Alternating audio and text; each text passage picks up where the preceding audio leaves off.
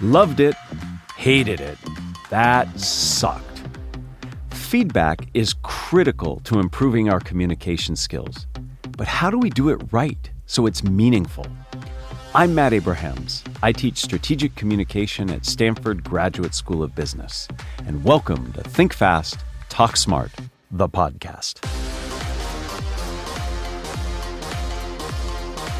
Today, I'm really excited to speak with Kim Scott. Kim is an executive, an author, and a speaker. She wrote the New York Times bestseller, Radical Candor, Be a Kick-Ass Boss Without Losing Your Humanity, and Just Work, How to Root Out Bias, Prejudice, and Bullying to Create a Kick-Ass Culture of Inclusivity.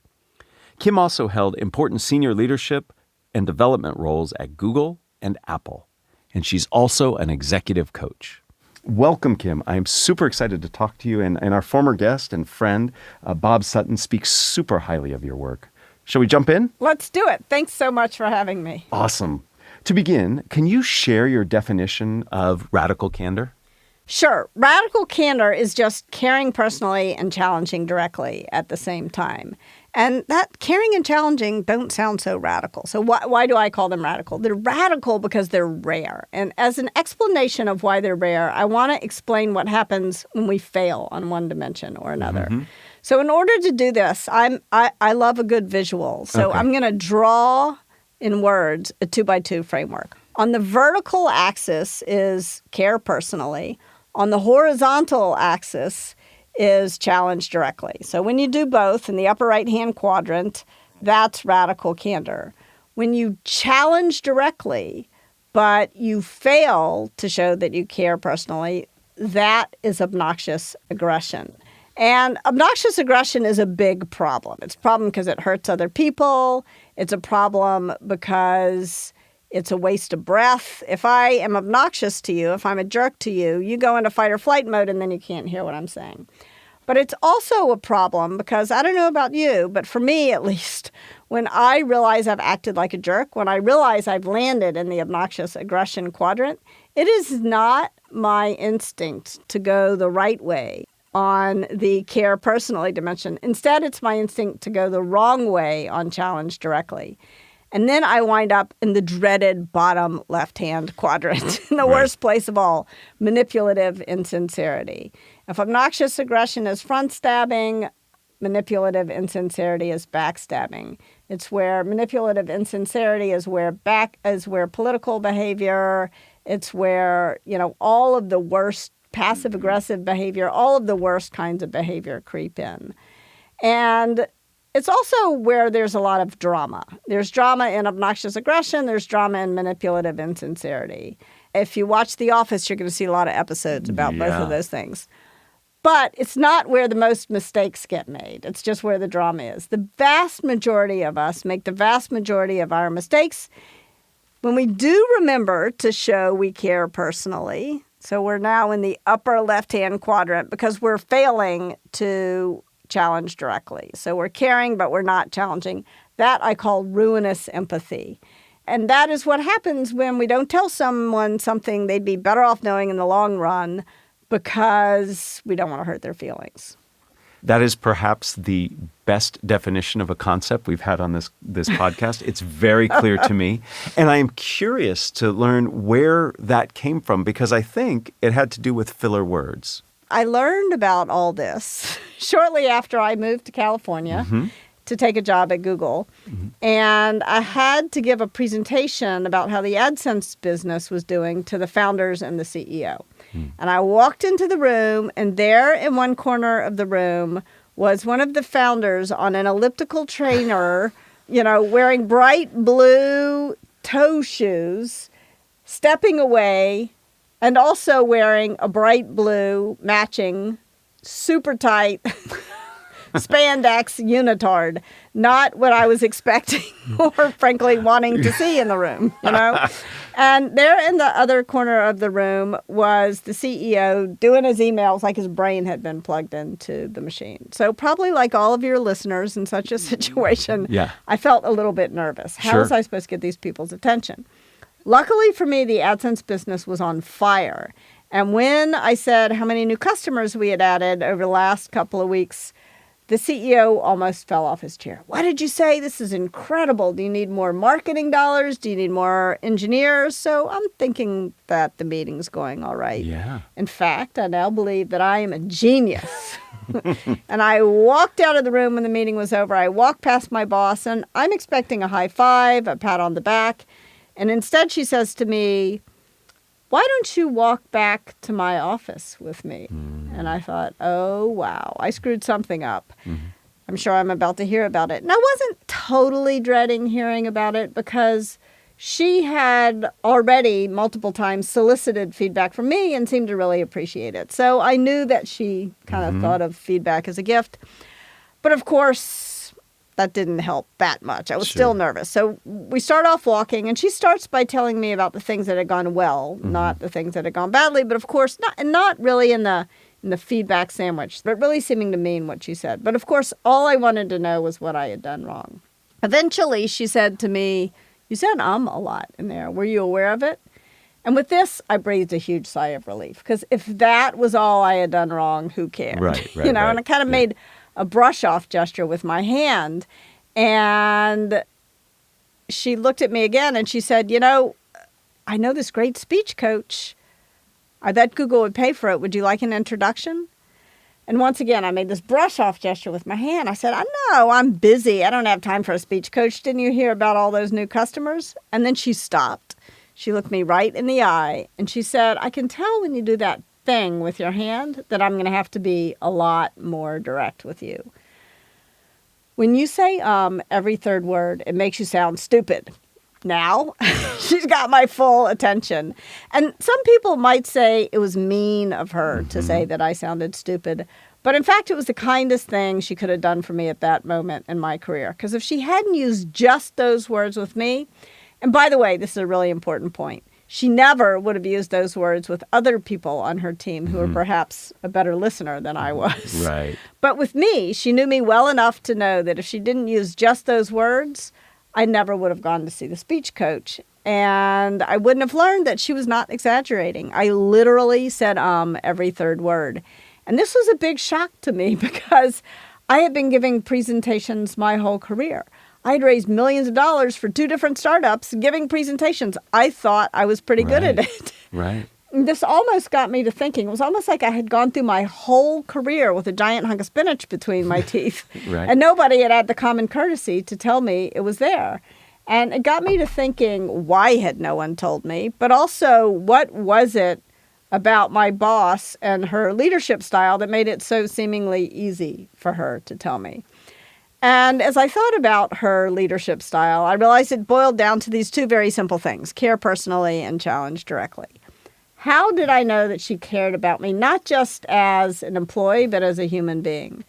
When I moved from New York to California to take the job, I was really lonely because I didn't know anyone out here. And she could tell that I was lonely. She introduced me to a book group, and I'm still friends with a bunch of those people to this day.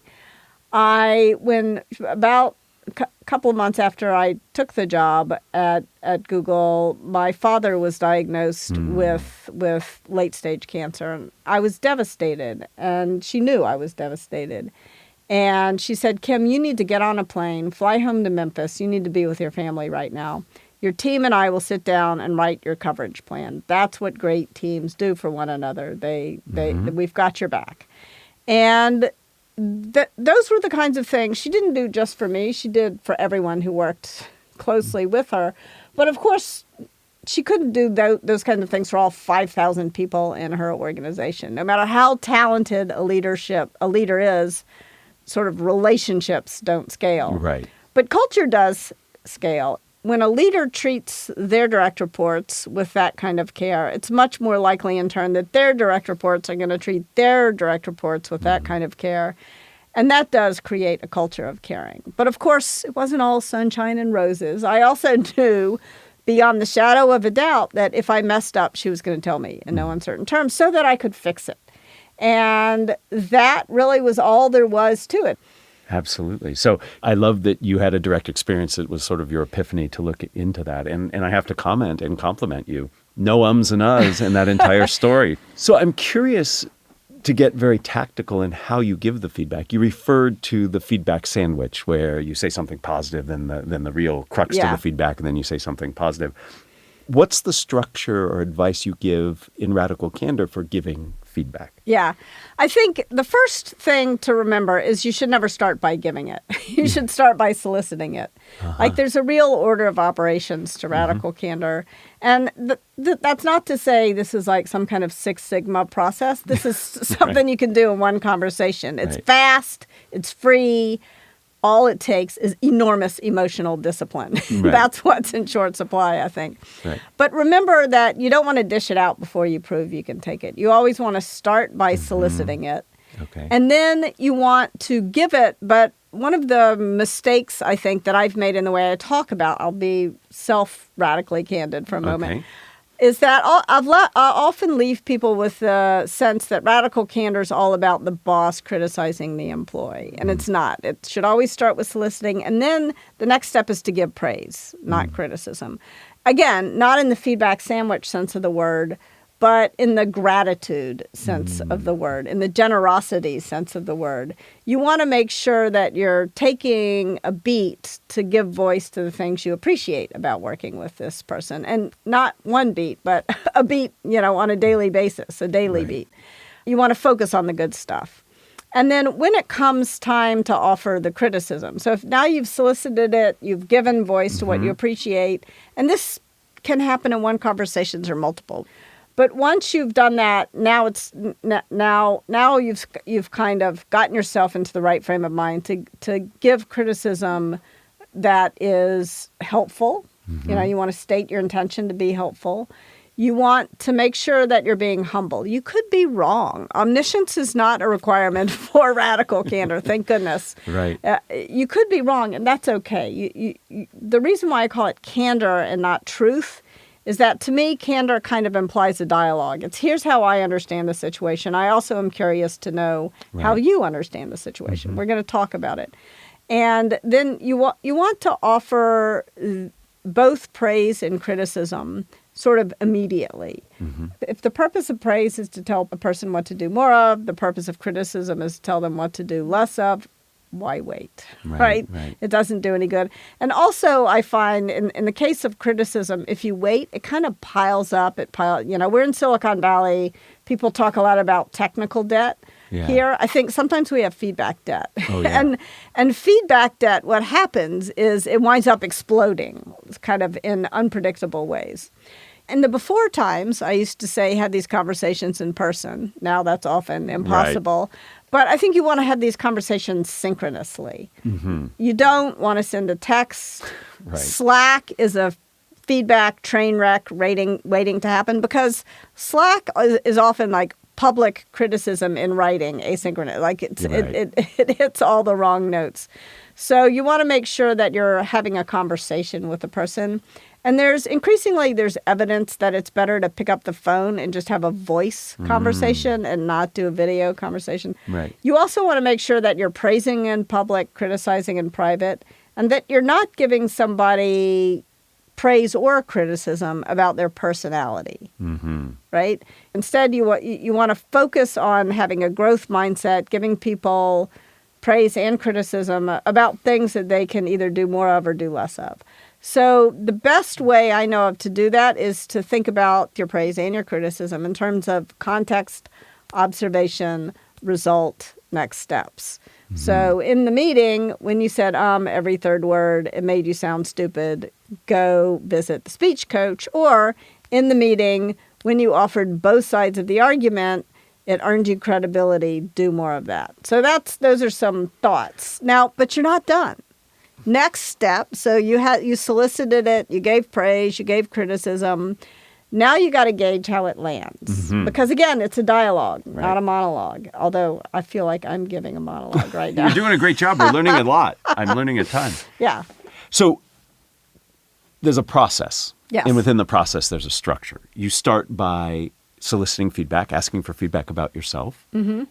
Praise is to be given often. Yes. And I assume you would agree, congruent with the level of criticism that you're giving. You don't say, oh, you look very nice today, and by the way, you're lousy at this yeah, job. Yeah, Right. that's the problem with the feedback sandwich is, Yeah. oh, Kim, I like your glasses. Your book was terrible, but those Yeah. are nice shoes. Like, it's Right. not really going to make me feel better. So you give the praise, and then the part that I really liked that when you talked about candor is not the truth. It No. is a perspective. And Yeah. it sounds, what I so appreciate about your model, there are many things, is this notion of it's an invitation for dialogue to discuss. Yeah. And that's where I think that candor is really important. And then you have a structure for how you give both praise as well as the constructive criticism.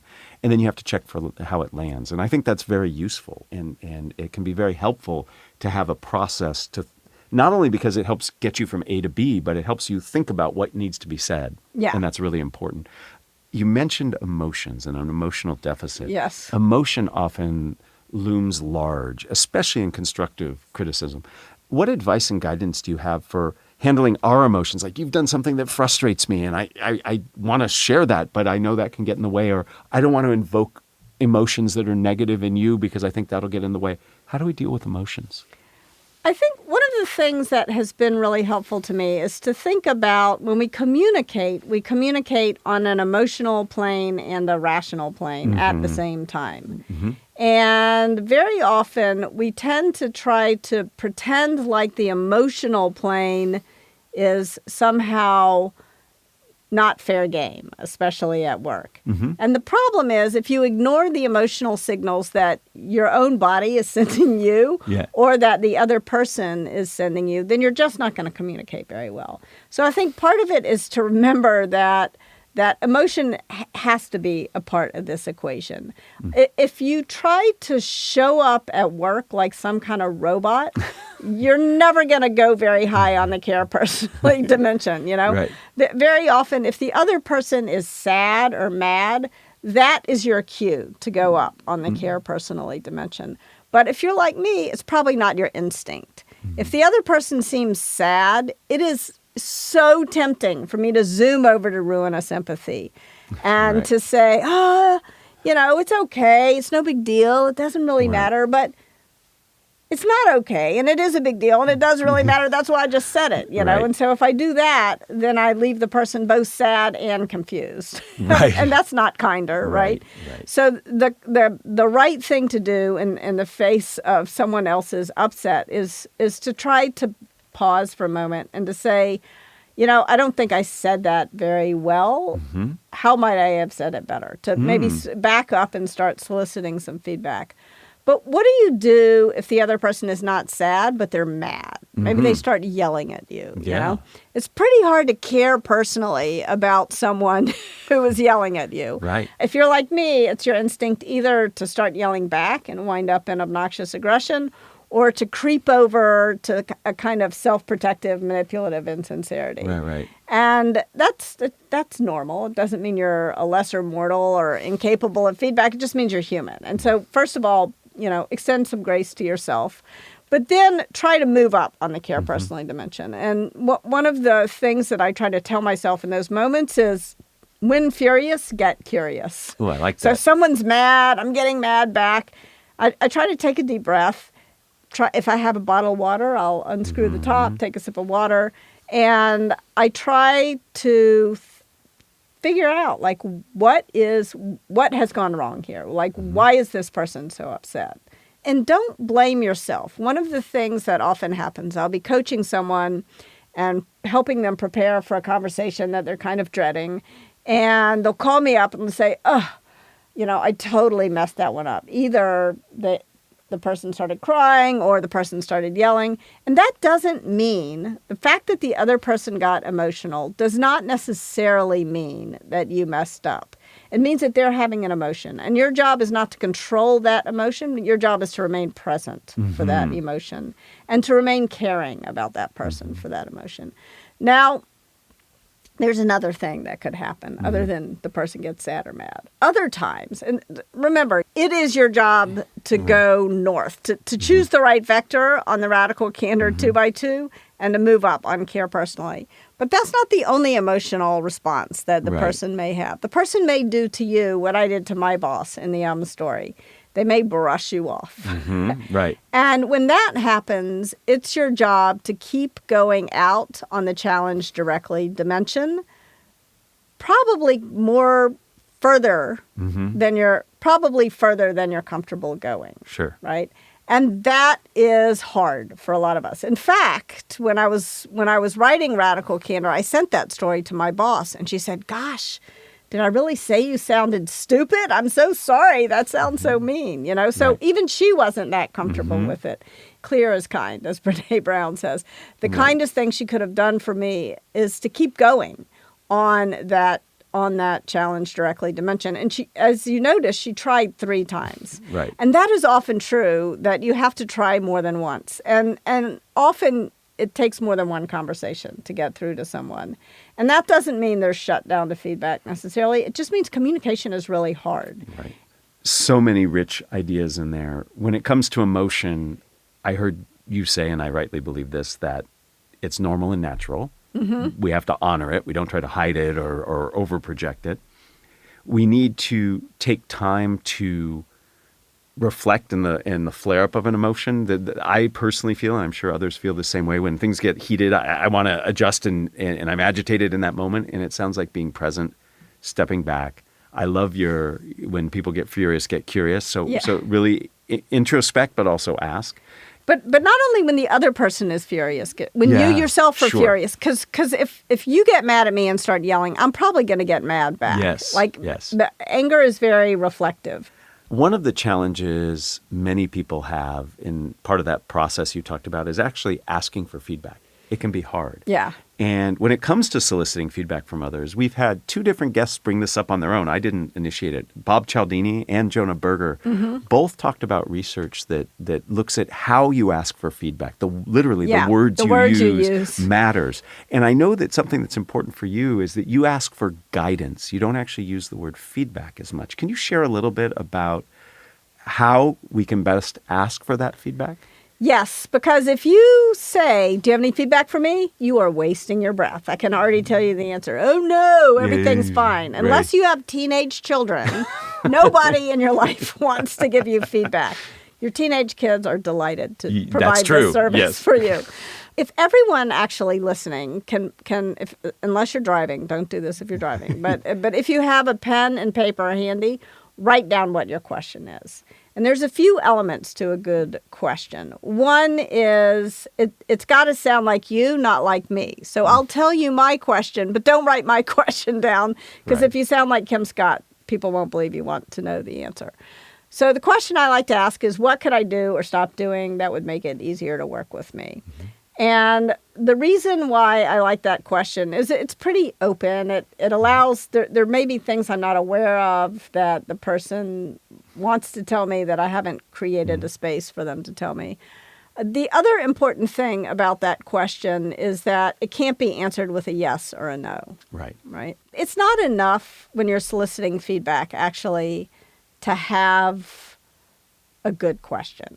Because no matter how good your question is, the other person still is not going to want to answer it.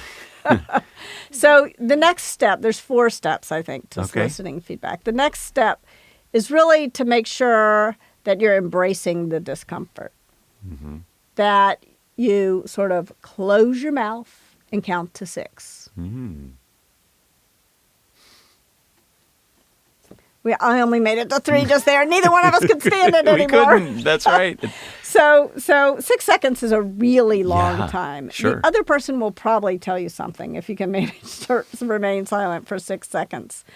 And when they say whatever it is that they say, the next most important thing is to make sure that you're listening with the intent to understand, not to respond.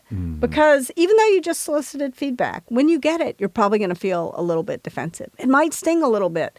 And the fact that you feel defensive does not mean you're a lesser mortal or that you're shut down to feedback. It means you're human. And that's okay. That's all part of this.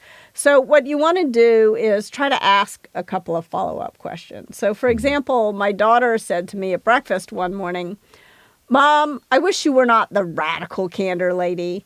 And immediately this wave of parental guilt washed over me. I thought I knew what the feedback was. I thought she was telling me I was spending too much time at work. She wanted more time with me. But then I thought, well, I should make sure I understand. So I said, well, who do you wish I were?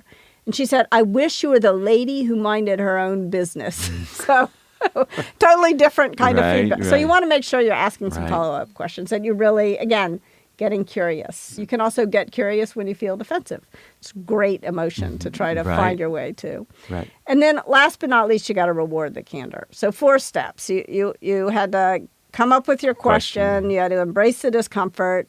You had to listen with the intent, not to respond, but to understand. And last but not least, you got to reward the candor. Because when someone offers you some radical candor, they are taking an interpersonal risk. Right. And as with money, with interpersonal risk, we expect a high reward. And if we don't get a high reward, we're not going to do it again. Right. And so you got to make sure if you agree with the feedback that you fix the problem. And if you disagree with the feedback, that you are radically candid. I mean, first of all, look for that 5 or 10% of what they said that you can agree with, just to show that you were listening and to make sure that you're proving that you're not shut down the feedback. And then say, as for the rest of it, I want to think about, if you're feeling defensive, I want to think about it and get back to you. If you're not feeling defensive, I want to explain to you why I disagree, but thank you for telling me, and let's try to get onto the same page. You can't argue endlessly. At some point, you got to listen, challenge, commit. But if you just tell the person whose feedback you disagreed with, thank you for the feedback, what they hear is a giant F you. So, so make sure that that you're radically candid about the radical candor. that reflexiveness that meta is important, though. You talked about risk, and there is a lot of risk in giving radically candid feedback. How, as leaders, as managers, do we set up a culture and an environment that supports and rewards that kind of feedback? I'm sure modeling it is important, but what else do you do? I think one of the things you can do is to remind yourself that your number one priority as a leader is to solicit feedback and to make it, to reward speaking truth to power, not to punish speaking truth to power. And this is hard because very often when people think about leadership and radical candor, they assume boss criticizing employee. And that's, again, not where it should start. It should always start with boss soliciting feedback. So go back to that order of operations. There's a couple of things you can do to make this sort of normal. One is you can prevent backstabbing. You want to create a norm on your team of what Fred Kaufman calls clean escalation. And so clean escalation is basically just means don't talk badly about someone behind their back. This is not a complicated idea. And yet, so often, if you're frustrated with someone on your team, it's tempting to go to your boss and talk to them. And it's tempting as the boss to listen because you feel like you're being the empathetic leader. This is the one time when listening is counterproductive as a leader. Because if you listen, all you're doing is stirring the political pot. You want to say to that person, go talk, if you have James talking badly about Jane, you want to say, James, go talk to Jane directly. And there's exceptions, of course, like if it's a sexual harassment thing, don't do that. But if it's in the normal kind of conversation, you want to encourage people to talk to each other directly. And then if they can't work it out, you want to offer them your conflict resolution services. In other words, ask them to come talk to you together. You are not a shuttle diplomat. As a manager, you're more like a marriage counselor. And that means you can't talk to one person about another person who's not in the room. This has been wonderful, Kim. I really appreciate your insight and your feedback. Before we end, I'd like to ask you the same 3 questions I ask everybody. All right. Here we go. Question number 1. If you were to capture the best communication advice you've ever received as a 5 to 7 word presentation slide title, what would it be? The words, I don't know. Okay. And the power of those words, tell us. So the reason why I don't know is so important is that very foundational to all of this is to be humble. And the whole goal of radical candor is to learn. And to learn what we don't know and to help other people learn what they don't know. And so being willing to say, I don't know, it just takes all of the tension out of the room sometimes. It's something that we don't say nearly often enough. It feels very risky, and it feels you make yourself vulnerable, but in that is a ton of possibility, and it also can level power and status. Yes. And I think that's really important. Question number 2, who's a communicator you admire and why? So I love novels. Okay. To me, a novel teaches us empathy, really, and compassion. Not ruinous empathy, but Right. productive empathy Right. and compassion. And I think that Toni Morrison is probably the communicator I admire most deeply. I was lucky enough to take a course with her in college. Oh, wow. And I learned so much about language and how to use language for good, not for evil. It's funny, as soon as you mentioned Toni, I thought of language, and Yes. you're absolutely right. Question number 3, what are the first 3 ingredients that go into a successful communication recipe? There's only 2. All right. Caring and challenging. Very good, and not surprising at all coming from you. I had one extra in there just in case. Kim, this has been fantastic. Thank you. I will give you praise. This was very helpful to really put feedback in its proper place as a critical skill. The specific process and steps are very helpful, and really allowing us and giving us permission to open ourselves up to receive the feedback and do so in a way that can set examples for others. Thank you for your time, and thank you for your input. Thank you. And can I end by walking the talk and soliciting a little criticism? Sure. Because I want some radical candor on radical candor, because it's so easy to say be radically candid, really hard to do it. What do you think is the one thing that gets in the way that we didn't talk about today? Why don't people do this more often? I think people are really worried about their relative status Yes. in the relationship that they have, and that this is going to risk their position, status, and connection they have with people, and it can be very scary. And around this place, as a teacher and in this valley, there are so many dynamics going on, and everybody knows everybody in some way. You're afraid not only for the interaction I have with you, but what it might mean in the larger network. All right, so let's figure out how to take status and power out of the equation to make it safe. Absolutely. And nice paraphrasing. All right. Very good. Thank you. You've been listening to another episode of Think Fast, Talk Smart, the podcast, a production of Stanford Graduate School of Business. This podcast was produced by Jenny Luna, Kevin Patel, and me, Matt Abrahams, with special thanks to Podium Podcast Company. To find more episodes, visit our website at gsb.stanford.edu or find us wherever you get your podcasts, including YouTube. For more business-related content, follow the business school on social media at Stanford GSB. You can also find the podcast and follow us on LinkedIn and Instagram.